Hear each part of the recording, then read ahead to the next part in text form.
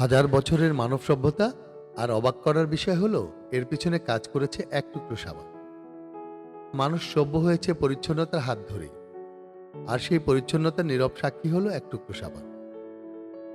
আজ আমরা যাকে নিত্যদিনের অবিচ্ছেদ্য প্রসাধনী বলে মানি, তারই জন্ম হয়েছিল নিতান্তই জরুরি প্রয়োজন মেটাতে, কখনোই বিলাসিতার জন্য নয়। প্রায় খ্রিস্টপূর্ব 2800 অব্দে মেসোপটেমিয়ার মাটিতে যখন মানুষ প্রথমবার চর্বি আর কাঠের ছাই মিশিয়ে এক ধরনের পরিষ্কারক তৈরি করল, পূর্বে যখন তা কেবলই প্রয়োজন ছিল, তখন তা ছিল ব্র্যান্ডহীন, মোড়কহীন, শুধুই প্রয়োজন মেটাতো। আর সাবান বলতো, আমি তোমার প্রয়োজন, প্রিয়জন নই।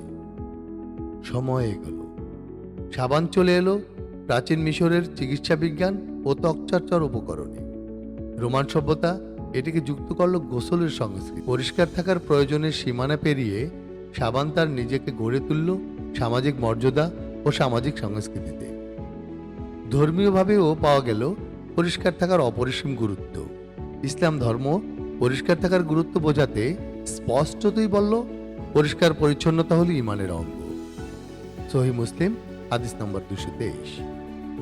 হিন্দু ধর্ম বলল, শুচিতাই সর্বদা ধর্মের মূল। মনুস্মৃতি 5:109।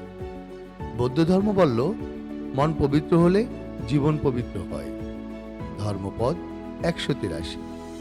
খ্রিস্টান ধর্ম বলল, ধন্য তারা যাদের হৃদয় শুদ্ধ, কারণ তারা ঈশ্বরকে দর্শন করবে। বাইবেল মথি 5:8। ইহুদি ধর্ম বলে, নিজেকে শুচি করো এবং পবিত্র হও। লেভিটিকাস 11:44। আর কনফুসিয়াজম বলে, নিজেকে শুদ্ধ না করলে সমাজই শুদ্ধ হয় না। Analects of Confucius. সব ধর্মের পরিচ্ছন্নতাই হল spiritual radiance enabler, moral and ethical benchmark, special transformation driver. অর্থাৎ পরিচ্ছন্নতা কোনো ধর্মীয় সাইড নোট নয়, এটি একটি ইউনিভার্সাল ভ্যালু সিস্টেম, আর আর্থিক, সামাজিক ও নৈতিক উৎকর্ষ নিশ্চিত করে। কবে থেকে নামকরণ শুরু হয়? এত গুরুত্বপূর্ণ একটি জিনিসের নাম থাকবে না তা তো হবার নয়। রোমের সাপো পাহাড়ের গল্প থেকেই শোভ শব্দটি পেল তার নাম। তার নামের সাথে ধারাবাহিকভাবে পেতে শুরু করলো তার গল্প, তার ইতিহাস, পেল মধুর পরিচয়। আর মধ্যযুগের ইউরোপে সাবান শিল্প পেতে শুরু করলো তার আধুনিক কাঠামো। উৎপাদন প্রক্রিয়া। অলিভ অয়েল দিয়ে তৈরি সাবান হয়ে উঠল অভিজাত শ্রেণীর আভিজাত্যের প্রতীক। ধীরে ধীরে শুরু হলো শিল্প বিপ্লবে। 1800 থেকে 1900 শতকে সাবান চলে এলো সাধারণ মানুষের ক্রয় ক্ষমতার মধ্যে, হয়ে গেল নিত্য প্রয়োজনীয় পণ্য বা এফএমসিজি প্রোডাক্ট। আধুনিক সাবান। 20 শতকের সাবান শুধু পরিষ্কার করার উপাদান আর রইল না, এটি পেতে শুরু করলো তার নিজস্ব সক্রিয়তা।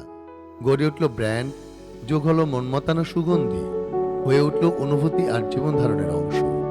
মানুষ প্রয়োজন অনুসারে তাকে গড়ে নিল হার্বাল, মেডিকেটেড, অর্গানিক ও প্রিমিয়াম কোয়ালিটিতে। সাবান আর শুধু পরিষ্কারক নয়, যুক্ত হলো রূপচর্চার অংশ হিসাবে। এরই চলমান ধারাবাহিকতায় সাবানকে চরম উৎকর্ষতায় নিয়ে যেতে শুরু হলো বিস্তর গবেষণা। গড়ে উঠল R&D বা রিসার্চ অ্যান্ড ডেভেলপমেন্ট ল্যাব। যুগের সাথে তাল মিলিয়ে মানুষের ত্বকের ভাষা বুঝতে শুরু করলো বিস্তর গবেষণা। এরই ধারাবাহিকতায় বাংলাদেশকে সাবান শিল্পে মাইলফলক হিসাবে গড়ে তুলতে ইকোক্লিন বাংলাদেশ লিমিটেড গড়ে তুলল অত্যাধুনিক R&D বা রিসার্চ অ্যান্ড ডেভেলপমেন্ট ল্যাব।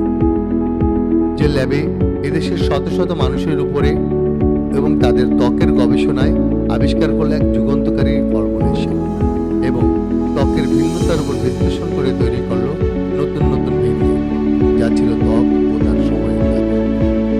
এরই ধারাবাহিকতায় ইকোক্লিন বাংলাদেশ লিমিটেড অনুধাবন করে এই ফর্মুলেশন দেশ ও দেশের মানুষের অত্যন্ত প্রয়োজন। ফলত ঢাকার R&D ল্যাবের পাশাপাশি বাংলাদেশের ঠাকুরগাঁও জেলায় গড়ে তুলল